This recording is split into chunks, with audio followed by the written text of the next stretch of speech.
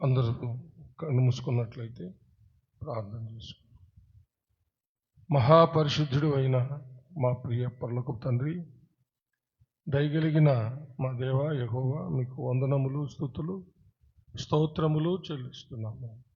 మీ దీనదాసుడనైన నన్ను మీ సిలువ చాటున మరుగు చేసుకొని నాతోనూ మా అందరితోనూ మాట్లాడమని క్రీస్తు పేర వేడుకొంచున్నాం తండ్రి. ఆమేన్. హల్లెలూయా. నోవహు దినాల్లో లోకంలో ఉన్నటువంటి ప్రతి ఒక్కరూ చెడిపోయిన వారు. ఆ తరములో అందరూ చెడిపోయి ఉంటే ఒక్కడు ఒకే ఒక కుటుంబం, అదే నోవహు కుటుంబం మాత్రమే దేవుని కృప పొందిన కుటుంబంగా ఉన్నారు. అలాగూ దేవుని కృప పొందడానికి కారణం ఏమై ఉంటుందని మనము ధ్యానిస్తున్నాం. మనం ఇప్పటికే కొన్ని విషయాలు ధ్యానించేశాం. నోవహు దేవుని యందు భయభక్తులు కలిగిన వాడని, దేవుని మాటకు విధేయుడైన వాడని, తన కుటుంబాన్ని కూడా దైవభక్తిలో పెంచుకున్నాడని, అలాగే దేవుని మాట వినేవాళ్ళుగా చేసుకోగలిగాడని, దేవుని మాట, దేవుని వాక్కులు మనం వింటే, అనగా విధేయులమై వింటే అవిధేయుల మీదకి వచ్చేటటువంటి దేవుని న్యాయ తీర్పు అనే ఉగ్రత తప్పించుకోగలుగుతామని మనం ధ్యానించాం. నోవహు ఆ తరములో అవిధేయులైన వారితో చేరకుండా దేవునికి విధేయులై తన కుటుంబం నోవహు జలప్రలయము అనే దేవుని యొక్క ఉగ్రత న్యాయ తీర్పు నుండి వాళ్ళు తప్పించబడ్డారు. దేవుడే వారికి ఒక చక్కని ఓడ తయారు చేయించుకునే ప్రణాళిక, ఆ ఓడ నమూనా తెలియజేసి దాని వారి ద్వారానే దాన్ని చక్కగా కట్టించి అందులో తనను, తన కుటుంబాన్ని, ఇంకా జీవరాశుల్లో దేవుని చిత్త ప్రకారము భూమి మీద జీవించేటటువంటి జీవరాశుల్లో ఆడ మగ రెండు అలాగున ఆ యొక్క ఓడలోకి దేవుడే చేర్చి ఆ యొక్క మహాజలప్రలయములో 40 రాత్రింబవళ్ళు ప్రచండమైన వర్షము, భూమి నుండి జలాలు పైకి రావడం, ఆకాశం మీద జలాలు కుమ్మరించబడడం, పర్లంటే ఆకాశం తూములు ఇప్పబడ్డాయని రాయబడింది. ఆ మహాజలప్రలయంలో భూమి మీద నోవహు కుటుంబం తప్ప, ఆ ఓడలో ఉన్న జీవరాశులు తప్ప మిగతా అంతా కూడా ఆ ఉగ్రతలు, ఆ జలప్రలయంలో చనిపోయాయి, నశించిపోయాయి అన్నమాట.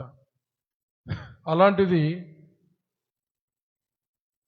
అంతకంటే భయంకరమైంది మహా ఉగ్రత రాబోతుందని మనం చూసాం. ఆ ఉగ్రత నుంచి ఎలా దేవుడు మనలను తప్పించాడో కూడా నేర్చుకున్నాం. ఈరోజు కూడా ఆరాధన సందేశంలో ఆ సందర్భం వచ్చింది. మనల్ని తన రక్తము ద్వారా నీతిమంతులుగా తీర్చి రాబోతున్న ఉగ్రత నుంచి తప్పించాడు అని. హల్లెలూయా. చప్పట్లు కొట్టి దేవుని మహిమ పరుస్తాం. తర్వాత మనము ప్రత్యేకమైన 3 విషయాలు మనం చూసాం. నోవహు నీతిపరుడని, రెండవది నోవహు నిందారహితుడని. మనము 2 అంశాలు ధ్యానించాం. ఈరోజు నోవహు దేవునితో కూడా నడిచినవాడు. కాబట్టి నోవహు కుటుంబం దేవుని యొక్క సన్నిధిలో నీతిమంతులుగా తీర్చబడి, దేవుని సన్నిధిలో నిందారహితులుగా ఉండి, దేవునితో కూడా నడిచి వాళ్ళు దేవుని యొక్క కృప పొందుకొని ఆ భయంకరమైన నోవహు జలప్రలయము అనే దేవుని యొక్క న్యాయ తీర్పు లేక ఉగ్రత నుంచి తప్పించబడ్డారు, అవిధేయులతో నశించిపోకుండా. దేవునితో కూడా నడవడము అంటే ఏంటి? దేవునితో కూడా నడవడము అంటే దాని యొక్క అక్షరార్థం. దేవునితో కూడా నడవడం అని అంటే మనం సాధారణంగా ఏమంటాం? ఆయనతో కూడా నడవడం అంటాం. దేవుడు ఆత్మస్వరూపి. ఆత్మస్వరూపైన దేవునితో ఎలా చూస్తూ నడవగలం? అది చాలా కష్టమైనటువంటి విషయం. అయితే 2026 సంవత్సరాల క్రితం ఆ సృష్టికర్త అయినటువంటి దేవుడే తన ఏకైక కుమారుని క్రీస్తుని లోకానికి పంపించి ఆయనలో తను కూడా ఉండి నడుస్తూ అందరినీ నడిపించారనమాట. హల్లెలూయా. అంటే యేసు ప్రభు శరీరధారిగా వచ్చాడు కాబట్టి ఆయన జీవించినటువంటి 33.5 సంవత్సరాల కాలంలో ప్రత్యేకంగా 3.5 సంవత్సరాల కాలం సేవ చేసి దేవుని పని అంతా ముగించుకొని పరలోకానికి తిరిగి వెళ్ళిపోయిన కాలంలో ఆయన నడుస్తూ ఆయన ఏర్పరచుకున్న వారిని అందరిని కూడా తనతో పాటు నడిపించుకున్నాడు. హల్లెలూయా. క్రీస్తుకు పూర్వము దేవునితో నడిచిన వాళ్ళు అంటే దేవుని యొక్క మాట విని దేవుని చిత్తమంతా జరిగించిన వాళ్ళు అనమాట. దేవుని చిత్తమంతా ఎరిగి ఆ ప్రకారము నడిచిన వాళ్ళు, ఆ విధంగా చేసిన వాళ్ళు అనమాట. తర్వాత దేవునితో సహవాసము చేసిన వాళ్ళని అర్థం. ఎట్లా చెప్పండి? దేవుడు బయలుపరిచిన ప్రకారము, దేవుడు నడవమన్న ప్రకారము నడిచి, అంత మాత్రం కాకుండా దేవునితో సహవాసము. సహవాసం అంటే దేవునితో కూడా వాసము, నివాసము చేయుట. హల్లెలూయా. ఫ్రెండ్షిప్ వేరే, ఫెలోషిప్ వేరే. ఫ్రెండ్షిప్ వేరే, ఫెలోషిప్ వేరే. ఫ్రెండ్షిప్ అంటే స్నేహం. ఆయా సందర్భాల్లో స్నేహితులంతా ఆయా చోటుల్లో కలుసుకుంటారు. తర్వాత ఎవరెవరికి వాళ్ళు చెప్పండి వెళ్ళిపోతారు. ఫెలోషిప్ సహవాసం అట్లా కాదు. భార్యాభర్తలు ఎలాగైతే వాళ్ళు ఒక ఇంట్లో ఉంటారో ఆ విధంగా దేవుడు మనము ఒక చోట ఉండేదన్నమాట. హల్లెలూయా. చప్పలు కొట్టి దేవుడిని మహిమపడదాం. Praise the lord. దేవునితో కూడా ఉండేది. కాబట్టి దేవునితో కూడా నడవడం అంటే ఆయన సెలవిచ్చిన మాట ప్రకారం యావత్తు చేయడము, ఆయనతో సహవాసము చేయుట. హల్లెలూయా. దీనిని చాలా వివరంగా యోహాను గారు, శిష్యుడైన యోహాను గారు తను రాసినటువంటి ఆ మొదటి పత్రికలో 1వ అధ్యాయము 7వ వచనంలో చాలా చక్కగా తెలియజేశాడు. అయితే ఆయన వెలుగులోనున్న ప్రకారం మనమును వెలుగులో నడిచిన యెడల మనము అన్యోన్య సహవాసం గలవారము ఇందుము. ఆ ముందు వచ్చిన చదువు మన సహవాసం అయితే అక్కడి నుంచి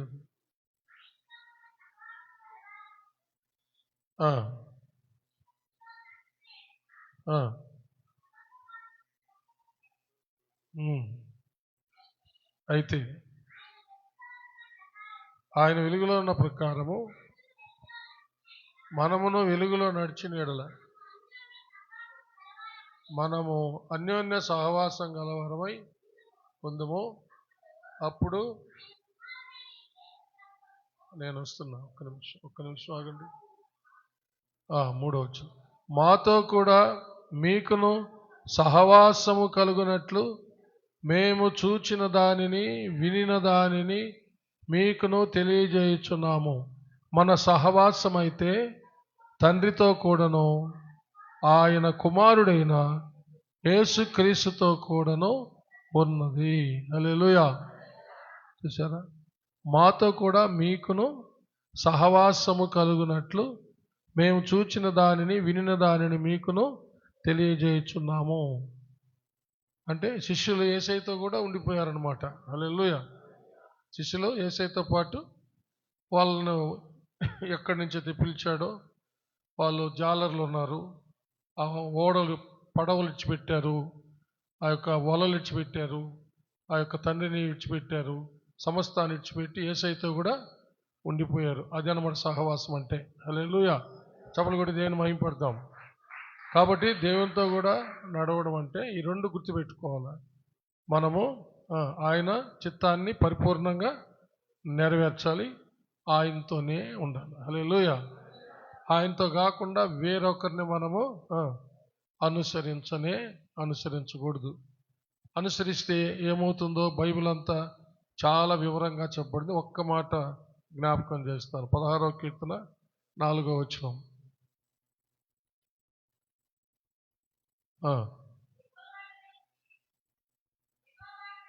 16వ కీర్తన 4.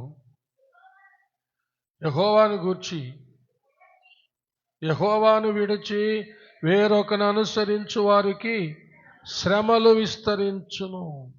చూసారా, యెహోవాను విడిచి వేరొకరిని అనుసరించు వారికి శ్రమలు విస్తరిస్తాయంట. కాబట్టి మనము మన దేవుడైన యేసయ్యను విడిచిపెట్టకూడదు.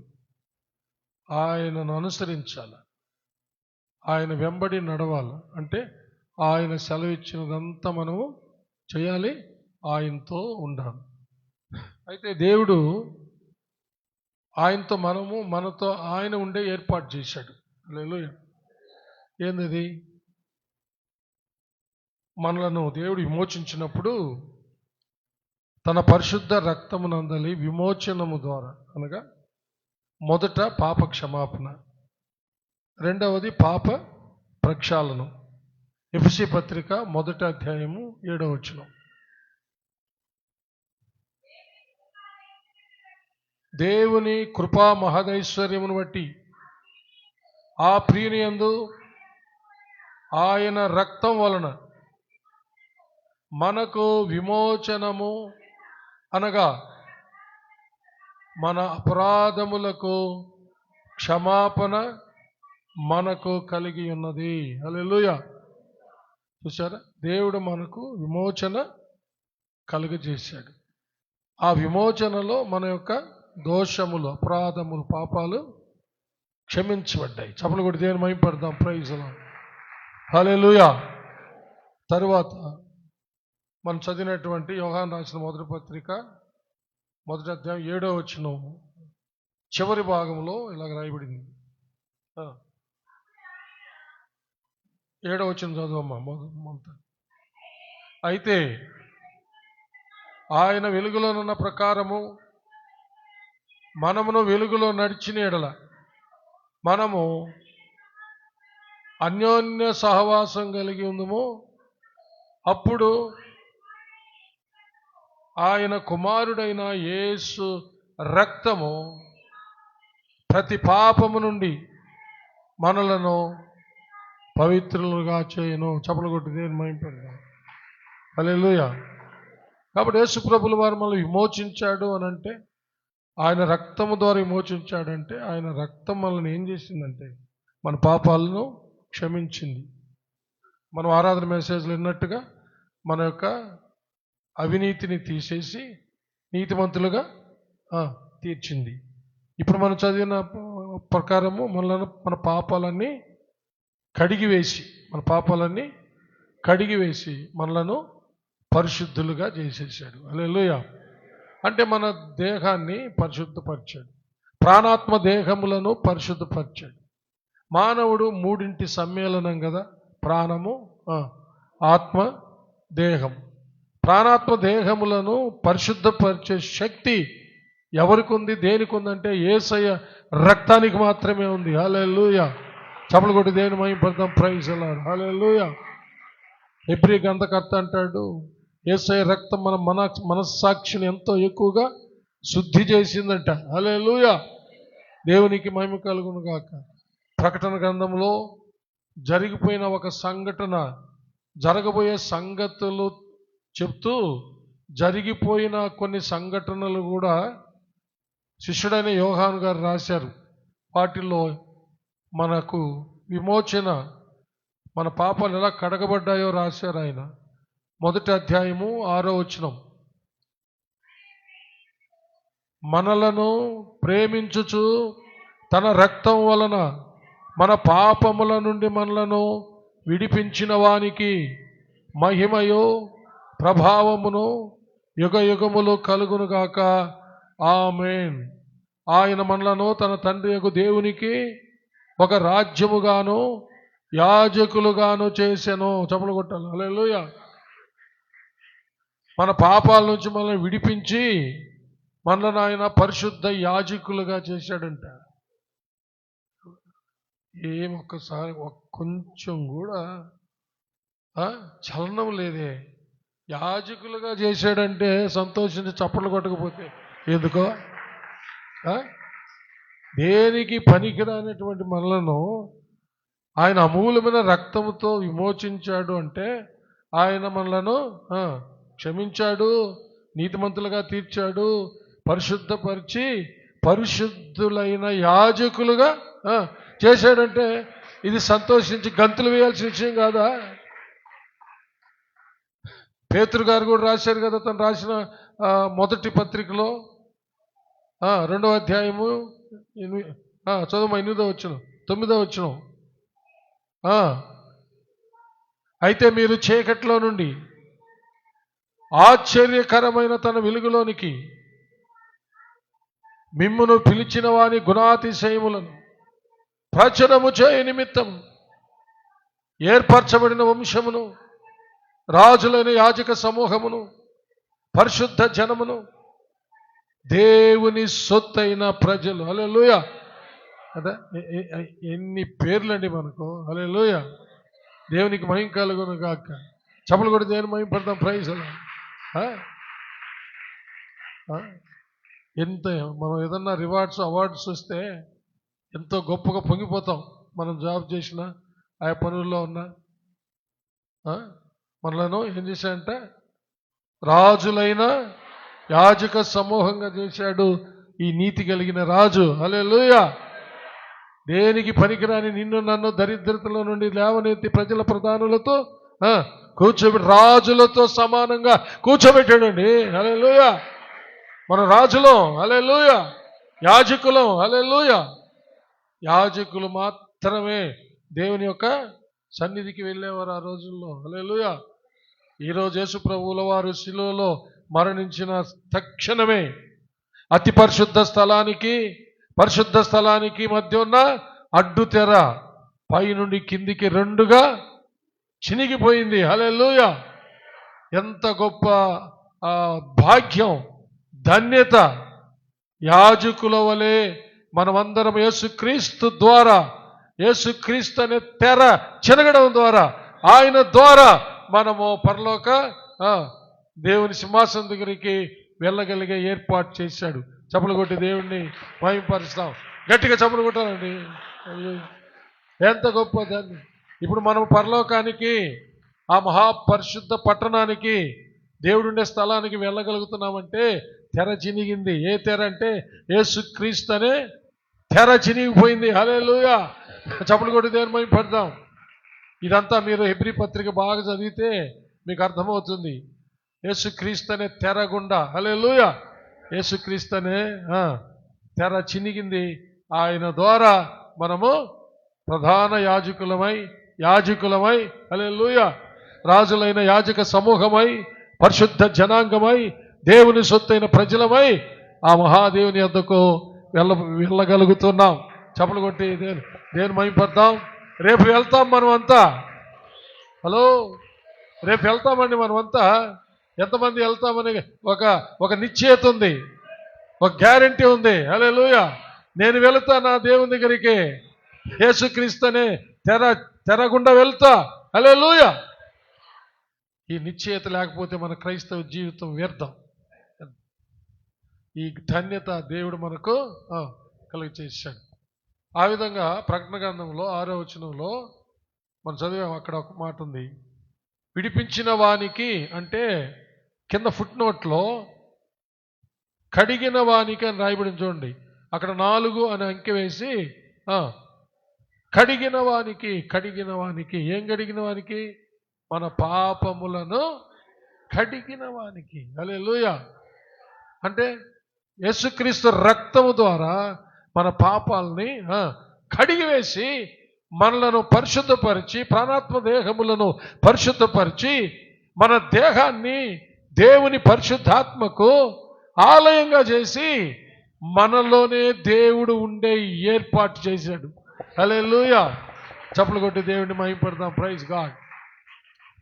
అదే పౌలు గారు రాసింది కొరింథీయులకు రాసిన మొదటి పత్రిక 3వ అధ్యాయం 16-17 వచనాల్లో, మీరు దేవుని ఆలయమై ఉన్నారనియు దేవుని ఆత్మ మీలో నివసించుచున్నాడనియు మీరు ఎరుగురా. ఎవరైనాను దేవుని ఆలయమును పాడు చేస్తే దేవుడు వారిని పాడు చేయను. దేవుని ఆలయము పరిశుద్ధమై ఉన్నది, మీరు ఆ ఆలయమై ఉన్నారు. హల్లెలూయా. చప్పలు కొట్టి దేవుని మహిమపడతాం. కాబట్టి దేవునితో మనము, మనతో దేవుడు నివాసం ఉండే ఏర్పాటు చేశాడు కదా. హల్లెలూయా. హలో, దేవునితో నడవడం అంటే ఆయన చిత్తాన్ని నెరవేర్చడం. రెండవది ఆయనతో సహవాసం ఉండడం. హల్లెలూయా. మనము చరిత్రలో చూస్తే ఆయా సమయాల్లో ఏదైనా తోటకు వచ్చి అవ్వ ఆదాముతో ఆయన సహవాసం చేశాడు. హల్లెలూయా. తర్వాత మళ్ళా వెళ్ళిపోతా ఉన్నాడు. అలాగూ బైబిల్లో అనేక సందర్భాలు మనం చూస్తాం. ఆయా సందర్భాల్లో రావడం, ఆ కార్యం నెరవేర్చడం వెళ్ళడం. ఇప్పుడేం జరిగింది?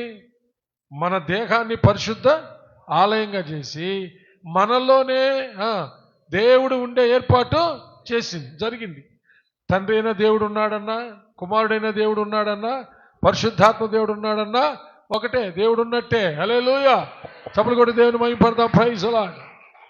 కాబట్టి ఇప్పుడు మనలో దేవుడితో మనం అంటే మన యొక్క దేహం అనే దేవాలయంలోనే దేవుని ఆత్మ, నీ ఆత్మ కలిసి సహవాసం చేస్తున్నాయి. అంతేనా? అంతేనా అని అంతేనా? దేవుని స్తోత్రాలు చెప్పేదే. దేవుని ఆత్మ, నీ ఆత్మ కలిసి నీ దేహంలో ఉన్నారండి. హల్లెలూయా. ఎక్కడికో పోవాల్సిన అక్కర్లే. దేవునితో సహవాసం చేయడానికి, లేక దేవుని దర్శించుకోవడానికి. ఇంకా ఈ సత్యాన్ని అనేకులు తెలుసుకోవాలి. మనం తెలుసుకున్నాం. హల్లెలూయా. మనలో ఉన్నటువంటి దేవుణ్ణి మనము నిజంగా చెప్పాలంటే అనుభవిస్తున్నాం. చప్పలు కొట్టి దేని మైండ్. ఒకసారి నెల్లూరు టౌన్ హాల్లో ఒక పెద్ద మీటింగ్ జరిగిందంట. దేవుడు లేడు అని చెప్పేటటువంటి ఒక సొసైటీ, లేకపోతే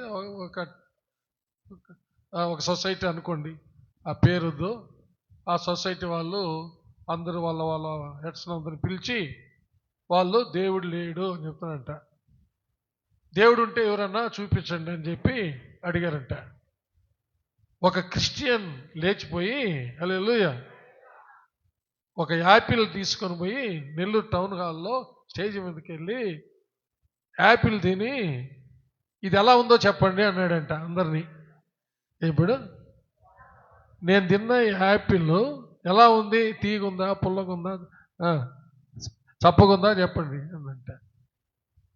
మాకేడ తెలుసదండి, తిన్నా నీకే కదా తెలిసేదంటే దేవుణ్ణి ఎవరు కలిగి ఉండారో వాళ్ళకే తెలుసండి అని చెప్పాడంట. హల్లెలూయా. దేవుణ్ణి ఎవరు కలిగి ఉన్నారో, ఎవరు ఆయన్ని అనుభవిస్తున్నారో, ఎవరు ఆయన రుచి ఎరిగారో వాళ్ళకి తెలుసు. మీరు ఎరగలేదు, మీకు తెలియదు అన్నంట. హలో, ఇది మన నెల్లూరులో జరిగినటువంటి ఒక సంఘటన. హల్లెలూయా. చప్పలు కొట్టి దేవుని మహిమపడదాం. Praise lord. ఇలాంటిదే అదే ఒక సంస్థ ప్రపంచవ్యాప్తంగా, ఇది ఇంకా పెద్దది, ఇది మన నెల్లూరులో జరిగింది. ఈ ప్రపంచవ్యాప్తంగా ఆ సంస్థ లీడర్స్ అంతా చేరారంట. చేరి మన ఉద్యమాలన్నీ ఆగిపోయాయే, మన లీడర్స్ ఉన్నప్పుడు చాలా గొప్పగా మన యొక్క ఉద్యమాలు జరిగాయి, ప్రపంచమంతా ఒక గొప్ప మన సంస్థ ద్వారా ఉద్యమం వచ్చింది, మన యొక్క నాయకులంతా చనిపోయారు కదా, మరి వాళ్ళతో పాటు ఈ ఉద్యమము ఆగిపోయింది. మరి క్రైస్తవులు వాళ్ళ నాయకుడు కూడా చనిపోయాడు కదా యేసుక్రీస్తు, వాళ్ళేంది ఇట్లా ఉద్యమంగా పెరిగిపోతున్నారే అని ఒక ప్రశ్న వేసుకున్నారంట. హలో, మన నాయకులు చనిపోయారు, మన ఉద్యమము చల్లారిపోయింది.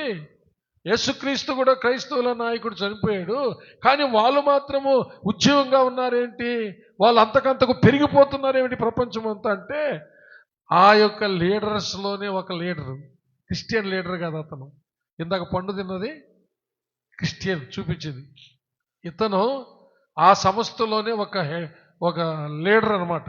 అతను లేచి అన్నాడంట, మన నాయకులు అందరు చనిపోయారు, సమాధిలో ఉన్నారు, యేసుక్రీస్తు చనిపోయాడు, సమాధిలో లేడు. హల్లెలూయా. ఆయన సమాధి ఖాళీగా ఉంది, ఆయన లేచి వారితో కూడా ఉన్నాడు, అందుకని వాళ్ళకి ప్రపంచం అంతా ఉద్యమం చేసిందని చెప్పాడంట. వాళ్ళ మనిషే. హల్లెలూయా. హలో, చప్పలు కూడా దేనిమై పెడతాం. వాళ్ళ లీడరే, వాళ్ళ నాయకుడే. అందరికీ తెలుసండి సత్యం, కానీ వాళ్ళు అందులో నుంచి బయటపడకుండా ఎరిగిన గొప్ప విశ్వాసులు ఉన్నారు. చప్పలు కూడా దేవుని మహిమపరుస్తాము. హల్లెలూయా. దేవునికి మహిమ కలుగును గాక.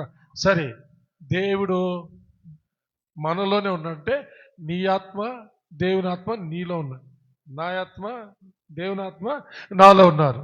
ఈ యొక్క సహవాసము దేవుడు ఏర్పాటు చేశాడండి. హల్లెలూయా. నిజంగా ఇది తెలిస్తే, నిజంగా ఇది గ్రహిస్తే, క్రైస్తవుడు ఏనాడు కూడా తనలో నివసిస్తున్న దేవునికి వ్యతిరేకంగా ఏ పని చేయలేడు. హల్లెలూయా. కానీ క్రైస్తవులందరూ గుడిలో ఉన్నప్పుడు చాలా పవిత్రంగా ఉండి, గుడిలో నుంచి వెళ్ళిన తర్వాత మళ్ళీ యథాప్రకారం చేయడంలో ఉన్న ఉద్దేశం ఏమిటంటే, ఈ సత్యాన్ని వాళ్ళు గ్రహించలేదు, ఆ రుచి కూడా వాళ్ళు ఎరగలేదు. కాబట్టి గుడిలో రౌండ్సేపు ఉండేసి ఆ తర్వాత పోయి లోక రుచుల్లో పడిపోయి వారిలో ఉన్నటువంటి పరిశుద్ధాత్మను దుఃఖ పెడతా ఉన్నారన్నమాట. ఏం చేస్తున్నారు? దుఃఖ పెడతా ఉన్నారు. ఆత్మను, వాళ్ళల్లో ఉన్న ఆత్మను ఆర్పేసుకొని చేయకూడనివి చేస్తున్నారు. అప్పుడు పరిశుద్ధాత్మ దేవుడు దుఃఖపడుతున్నాడంట. అందుకని ఎఫెసీ పత్రిక 4వ అధ్యాయంలో పరిశుద్ధాత్మను దుఃఖపరచకుడి అనే మాట అక్కడ ఒకసారి మనము చదువుతాం. 30వ వచనం. దేవుని పరిశుద్ధాత్మను దుఃఖపరచకుడి, విమోచన దినం వరకు ఆయన యందు మీరు ముద్రించబడి ఉన్నారు. హల్లెలూయా. చప్పలు కొట్టాలి, దేవునికి మహిమ పొందాలి. విమోచన దినం వరకు మనలను దేవుడు ముద్రించాడంట. దేంతో? పరిశుద్ధాత్మతో. హల్లెలూయా. చప్పలు కొట్టి దేవుని మహిమ పడతాం. Praise lord. సీల్, ముద్ర ఎక్కడ పోవడానికి? పరలోకానికి పోవడానికి ముద్ర. హలో, యేసుప్రభు రక్తముతో విమోచించాడు, యేసుప్రభు రక్తముతో మన మీద ముద్రలు ఉన్నాయి. హల్లెలూయా. ఈ ముద్ర ఏమిటంటే, మధ్యాకాశానికి పెండ్లి కుమారుడిగా ప్రభు దిగి వచ్చినప్పుడు, హల్లెలూయా, పరిశుద్ధాత్మ ముద్ర ఎవరి మీద అయితే ఉంటుందో, హల్లెలూయా, వారు మాత్రమే ఈ లోకము నుంచి విమోచించబడి అనగా విడుదల పొంది, హల్లెలూయా, పవిత్రురాలైన వధువు సంఘములో యేసయ్య దగ్గరికి వెళ్ళి ఆయన ఎదుట నిలబడతారు. చప్పలు కొట్టి దేవుని మహిమ పొందారు. అందుకనే దేవుడు రక్షించబడినటువంటి వాళ్ళందరి మీద, విమోచించబడిన వాళ్ళందరి మీద పరిశుద్ధాత్మనే సీల్ వేసి ఉన్నాడనేది పౌలు గారు చెబుతున్న మాట. పరిశుద్ధాత్ముడు మనలో ఉన్నాడంటే ఆయన ఒక ముద్ర, సీల్. ఎక్కడికి పోవడానికి? రేపు ప్రభు మధ్యాకాశానికి వచ్చినప్పుడు ఎత్తబడే సంఘములో చెప్పండి, ఎత్తబడ్డానికి. హల్లెలూయా. అందుకని ఎత్తబడే విషయాన్ని జాగ్రత్తగా చూసుకోవాలి. కానీ పరిశుద్ధాత్మను దుఃఖపెడతా ఆయనకి వ్యతిరేకమైన మాటలు, క్రియలు, కార్యాలు, నడవడి ఇవన్నీ చేస్తారా, ఆయన దుఃఖపెడతారా అని పౌలు గారు అక్కడ రాస్తున్నారు అనమాట. ఎంతోమంది పరిశుద్ధాత్మను దుఃఖ పెడుతూ చెప్పండి చేయకూడనివి చేస్తున్నారు. ఈ సందర్భంలో ఒక ప్రశ్న వస్తుంది.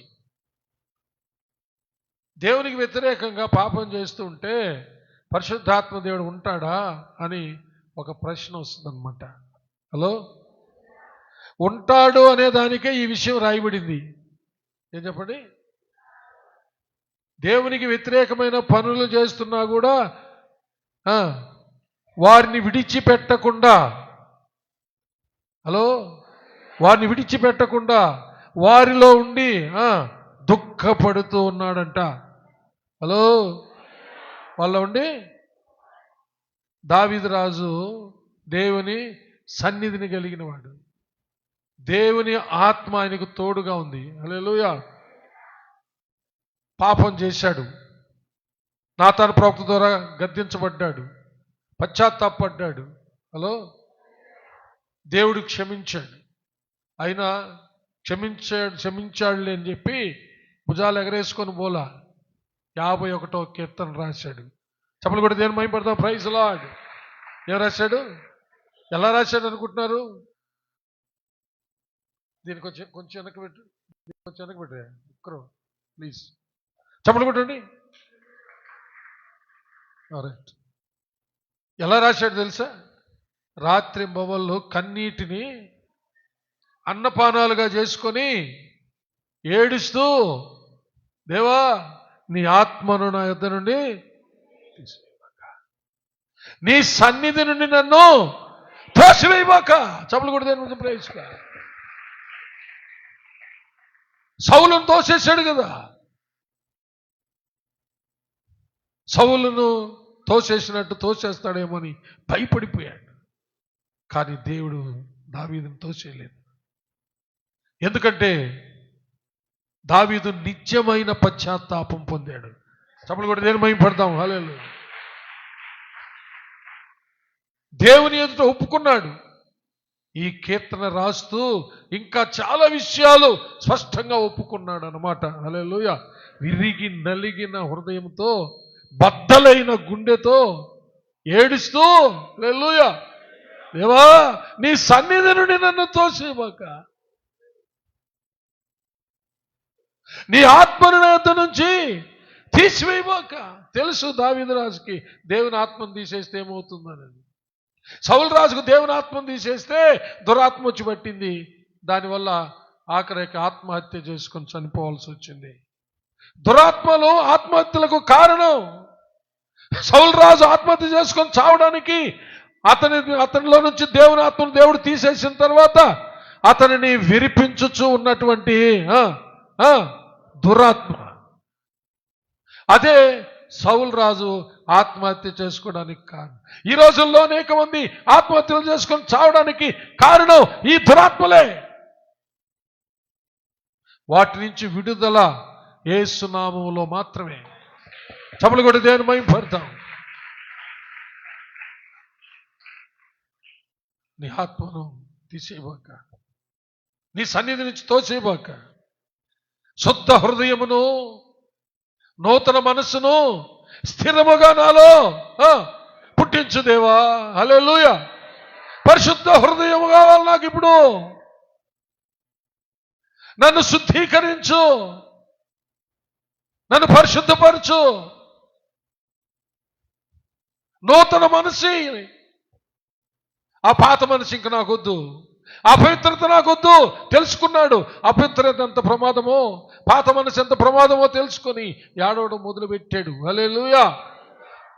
పరిశుద్ధ హృదయము నూతన మనసు ఏమంట మళ్ళా స్థిరంగా దయచేయి. మళ్ళా నేను చెల్లించకూడదు, మళ్ళా నేను కదిలించబడి మరలా అట్టి పాపాలు చేయకూడదని ఏడుకున్నాడండి. చెప్పలు కూడా. హల్లెలూయా.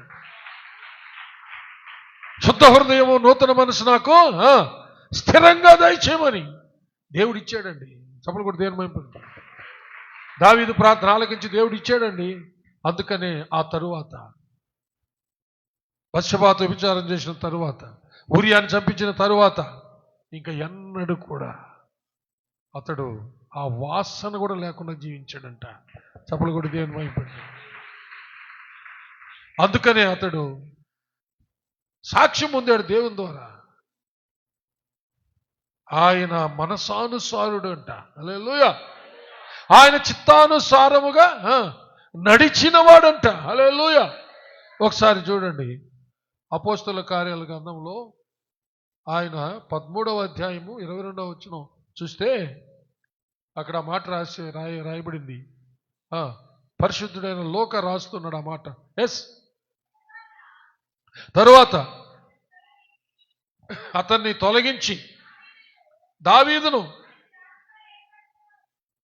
వారికి రాజుగా ఏర్పరచెను. మరియు ఆయన నేను యెస్సయి కుమారుడైన దావీదును కనుగొంటిని, అతడు నా ఇష్టానుసారుడైన మనుషుడు, అతడు నా ఉద్దేశములన్నీ నెరవేర్చనని చెప్పాను. హల్లెలూయా.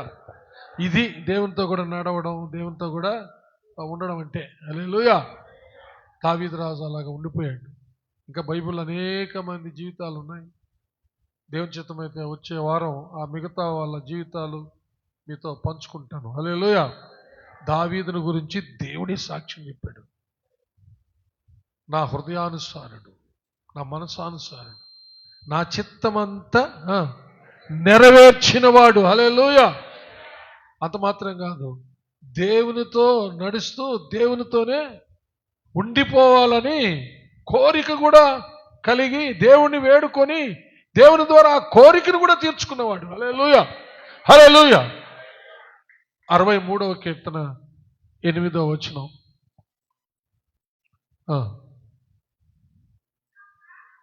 నా ప్రాణము నిన్ను అంటి వెంబడించుచున్నది. చప్పలు కొట్టి దేని మైపడతారు. చదువు. నీ కుడి చేయి నన్ను ఆదుకుంటూ ఉంది. హల్లెలూయా. హల్లెలూయా. ఎలాగైపోయాడంటే దావీదు రాజు ప్రాణము దేవుని ప్రాణం అంటుకోపోయినాయంట. చప్పలు కొట్టాల. Praise God. ఏమైపోయి అంటుకొని పోయినాయంట. విడదీయడానికి వీలు లేనంతగా. చప్పలు కొట్టరా. సరే, దావీదు విషయం చప్పలు కొట్టారు. నువ్వు ఎలా ఉన్నావు? మనం ఎలా ఉన్నాం? దేవుని ప్రేమ నుండి మనల్ని ఎడబాపు ఏది కూడా విడదీయలేనంత హత్తుకొని ఉన్నామా? ఏక శరీరం అయిపోయినామా? భార్యాభర్తలు ఏక శరీరమైనట్టుగా క్రీస్తు సంఘము ఏక శరీరం. హల్లెలూయా. క్రీస్తు సంఘానికి శిరస్సు అయితే సంఘమంతా శరీరానికి బాడీ. హల్లెలూయా. చప్పలు కొట్టి దేని సంఘము క్రీస్తు శరీరమై ఉందన్నమాట. చప్పలు కొట్టి దేని మైంపడ్డాడు. ఇవి రెండు వేరు చేయలేనంతగా దేవుడు ఏర్పాటు చేశాడు. హల్లెలూయా. దావీదు రాజు యొక్క ప్రాణం దేవుని అంటుకో ఉంటే ఎంత అంటుకో ఉందంటే కుడి చేయి ఆదుకుంటూ ఉందంట. అంటే ఒక మాట చెప్పాలంటే ఎట్టున్నాడు? కుడి చేత్తో పట్టుకొని నడిపించుకుంటా ఉన్నాడు. హల్లెలూయా. చప్పలు కొట్టి దేని భయపడతాం? దావీదుని ఎట్లా కుడి చేత్తో పట్టుకొని నడిపించుకుంటా ఉన్నాడు. మనకు ప్రియమైన వాళ్ళని కుడి చేత్తో పట్టుకుంటాం, చక్కగా నడిపించుకుంటా ఉంటాం కదా. హల్లెలూయా. Right hand. దేవునికి మహిమ కలుగును గాక. మనం ఆదుకునే హస్తం దేవుని హస్తం. కాబట్టి అంతగా ఏకమైపోయాడు. హల్లెలూయా. అపోస్తలుడైన పౌలు గారు కూడా ఆ మాట రాసుకున్నాడు తన గురించి. ఏంటంటే రోమాపత్రికలో 8వ అధ్యాయము 35 నుంచి 39 వరకు చదువుకుందామండి. క్రీస్తు ప్రేమ నుండి మనలను ఎడబాపు వాడెవడు? శ్రమ అయినను, బాధ అయినను, హింస అయినను, కరువైనను, వస్త్రహీనత అయినను, ఉపద్రవమైనను, ఖడ్గమైనను మనలను ఎడబాపున. ఇందును గురించి వ్రాయబడినదేమనగా, నిన్ను బట్టి దినమెల్లా మేము వధింపబడిన వారము, వదకు సిద్ధమైన గొర్రెలమని మేము ఎంచబడిన వారము. అయినను మనలను ప్రేమించిన వాని ద్వారా మనం వీటన్నిటిలో అత్యధిక విజయం పొందుచున్నాము. మరణమైనను, జీవమైనను, దేవదూతలైనను, ప్రధానులైనను, ఉన్నవి అయినను, రాబోవునవి అయినను, అధికారులైనను, ఎత్తైనను, లోతైనను, సృష్టించబడిన మరి ఏదైనను మన ప్రభు అయిన క్రీస్తు యేసునందలి దేవుని ప్రేమ నుండి మనలను ఎడబాప నేరవని రూఢిగా నమ్ముచున్నాను. చప్పుడు కొట్టాలి. Praise God. హల్లెలూయా. అంతగా పౌలు గారు పాత నిబంధనలో దావీదును మనం చూసాం. కొత్త నిబంధనలో పౌలు గారు అదే విధంగా యేసయ్యతో ఏకమైపోయాడు. ఎవరో నన్ను వేరు చేయలేదు. అది నిజమైనటువంటి సహవాసం అంటే. హల్లెలూయా. ఆయన చెప్పిందల్లా చేయడం, ఆయనతో కలిసి జీవించడం. హల్లెలూయా. అది దేవుడు మనలోనే ఏర్పాటు చేశాడు. మన దేహాన్ని దేవాలయంగా చేసి దేవుడే మనలో ఉండి మన ఆత్మ దేవుని ఆత్మ కలిసి నడుస్తూ నివసించే ధన్యత, భాగ్యము దేవుడు దయచేశాడు. ప్రకటన గ్రంథం 3వ అధ్యాయం 15వ వచనంలో ఏమంటాడంటే,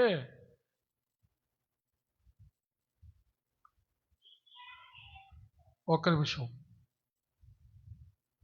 చదువుమా. వస్తున్నా. ఒక్క నిమిషం ఆగు. 20వ వచనం నుంచి చదువుమా. ఇదిగో నేను తలుపునొద్ద నిలుచుండి తట్టుచున్నాను. ఎవడైనను నా స్వరము విని తలుపు తీసిన ఎడల నేను అతని ఎద్దుకు వచ్చి అతనితో నేనును నాతో కూడా అతడును భోజనము చేయుదుము. నేను జయించి నా తండ్రితో కూడా ఆయన సింహాసనం కూర్చుండిన ప్రకారము జయించువానిని నాతో కూడా నా సింహాసనమునందు కూర్చుండనిచ్చేదను. సంఘములతో ఆత్మ చెప్పుచున్న మాట చెవిగలవాడు వినుగాక. హల్లెలూయా. గట్టిగా చప్పట్లు కొట్టండి. నిజంగా దేవుని ఆత్మను కలిగిన వాళ్ళు హల్లెలూయా జయం పొందుతారంట. హల్లెలూయా. ఏం పొందుతారు? జయం పొందుతారంట. జయం పొందిన వారికి దేవుడు వాగ్దానం చేస్తున్నాడు ఏంటంటే, తన సింహాసనం మీద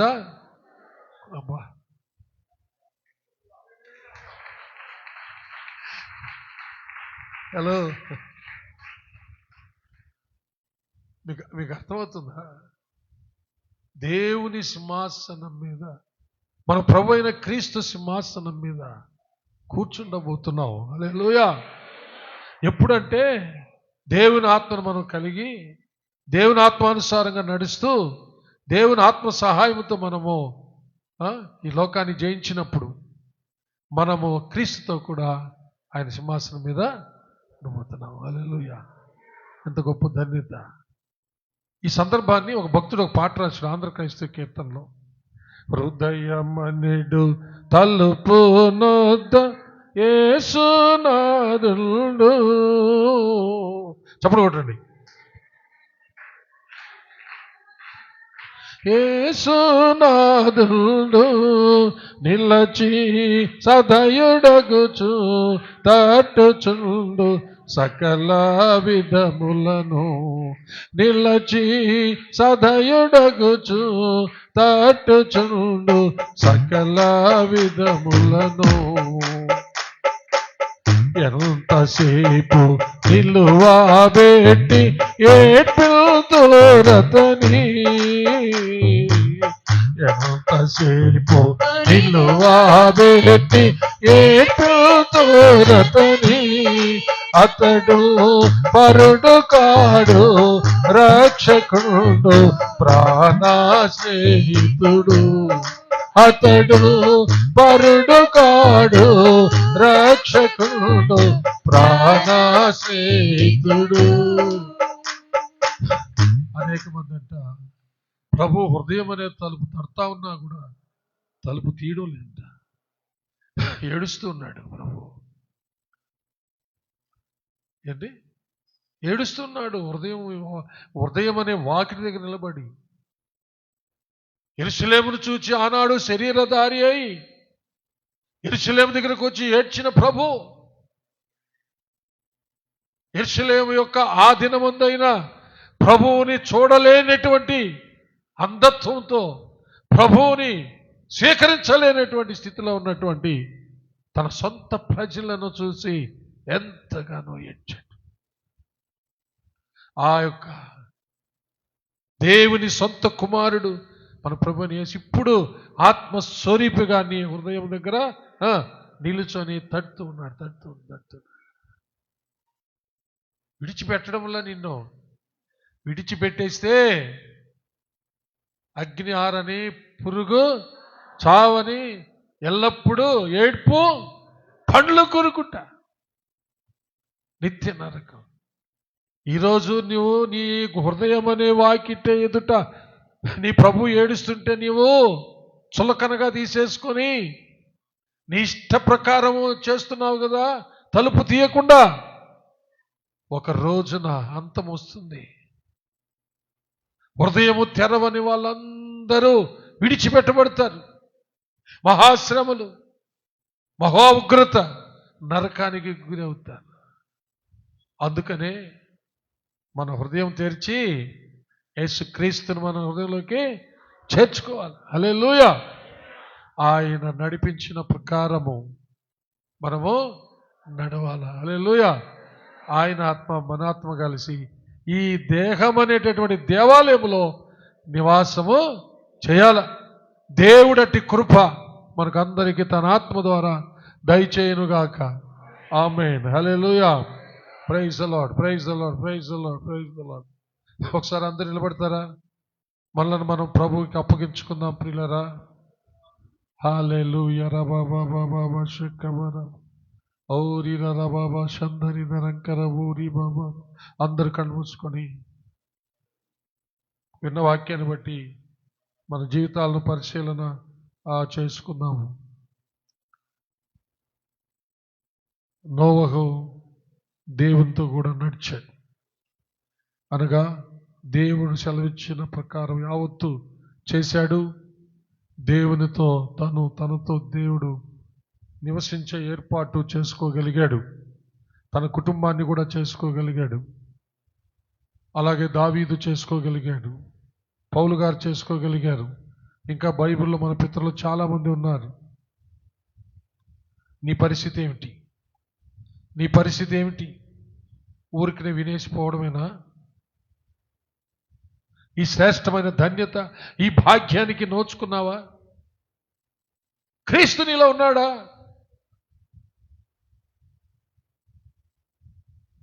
ఒక్కసారి ఆలోచించు.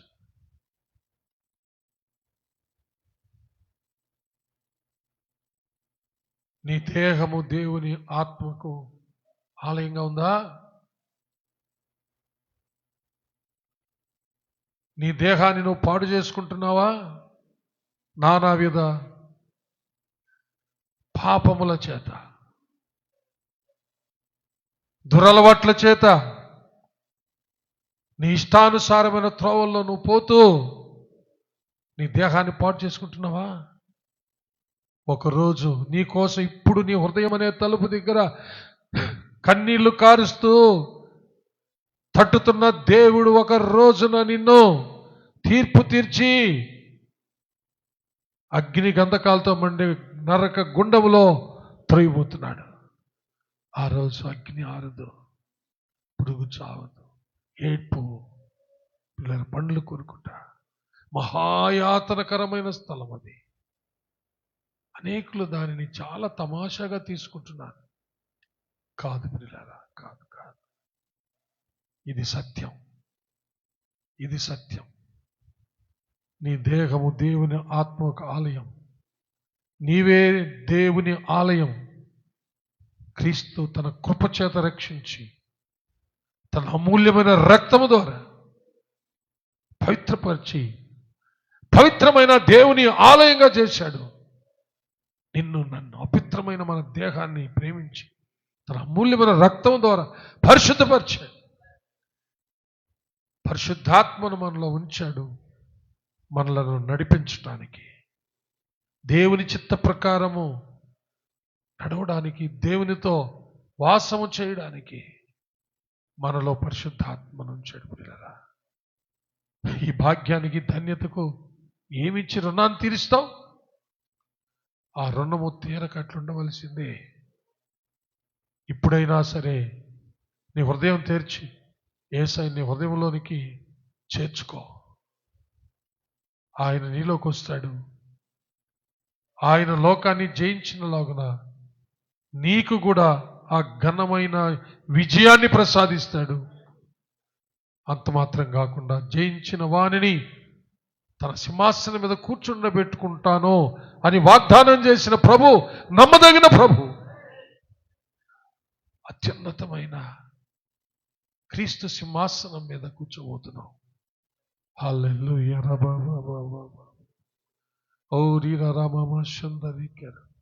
ఈ భాగ్యానికి నోచుకున్న ప్రియులరా, దీన్ని పోగొట్టుకోవచ్చునా? పోగొట్టుకోకూడదు. అవిధేయులం కాకూడదు. మనం కూడా దేవునితో నడవాలి. ఎంతవరకు నడవాలి?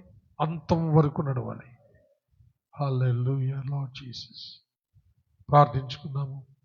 విన్న వాక్యాన్ని బట్టి క్లుప్తంగా ఎవరైనా ఒకరు, పురుషుల్లో కానీ స్త్రీలలో కానీ ప్రార్థన చేయండి.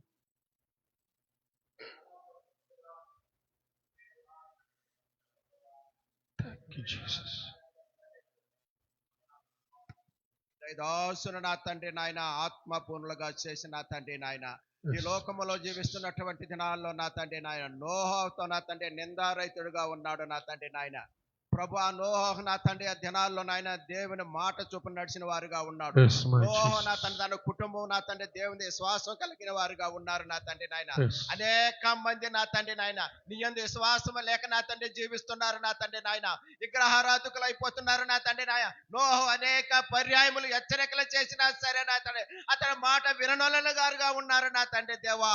ఇదిగో నోహ కుటుంబమే నా తండ్రి నాయన నీకు నమ్మకమైన బిడ్డలుగా జీవించారు నా తండ్రి నాయన.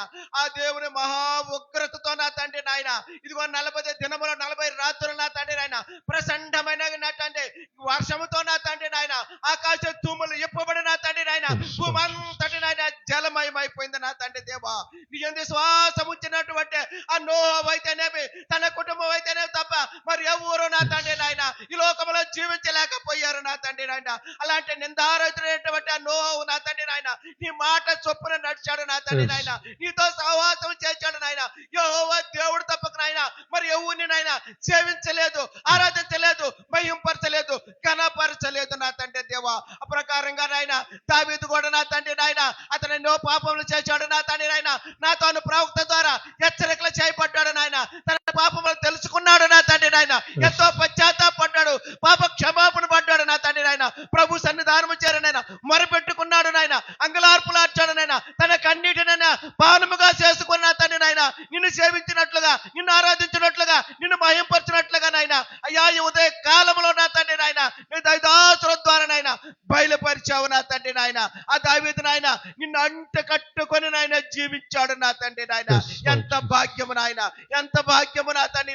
ఈనాడు లోకములో కూడా నా తండ్రి నాయన అయ్యా నన్ను ఆ సిలువ మానుపై నాయన బలియాగం నుండి బలి పశువై నా తండ్రి నాయన నీ రక్తాన్ని చెందించి నా తండ్రి నాయన ఇలువ పెట్టి కొనబడిన నీ ప్రియబిడ్డల కోసం నాయన అంగలార్పులు అరుస్తున్నావు నాయన.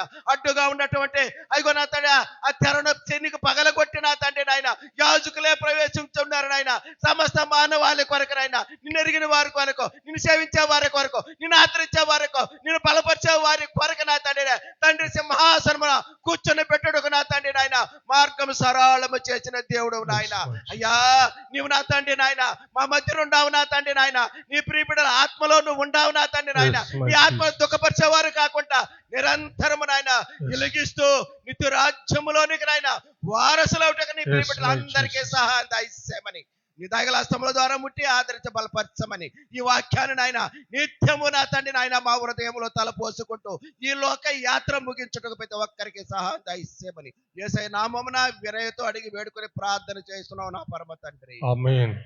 నా ప్రాణమా యెహోవాను సన్నుతించుము, నా అంతరంగమున నున్న సమస్తమా ఆయన పరిశుద్ధ నామమును సన్నుతించుము. నా ప్రాణమా యెహోవాను సన్నతించుము, ఆయన చేసిన ఉపకారములలో దేనిని మరువకుము. ఆమేన్. మన పరమ తండ్రి అయిన దేవుని ప్రేమ, కుమారుడైన యేసుక్రీస్తు ప్రభుల వారి యొక్క కృప, పరిశుద్ధాత్మ దేవుని అన్యోన్య సహవాసము, సన్నిధి, కాపుదల, భద్రత, నడిపింపు ఇప్పుడు ఎల్లప్పుడూ సదాకాలము మీకందరికను, మీ బిడ్డలకు, మీ బిడ్డలకు, మీరు కలిగి ఉన్న సమస్తానికి తోడై దీవించి ఆశీర్వదించి కాచి కాపాడునుగాక. ఆమేన్, ఆమేన్, ఆమేన్. May God bless you all. యేసయ్య నామములో అందరికీ వందనాలు.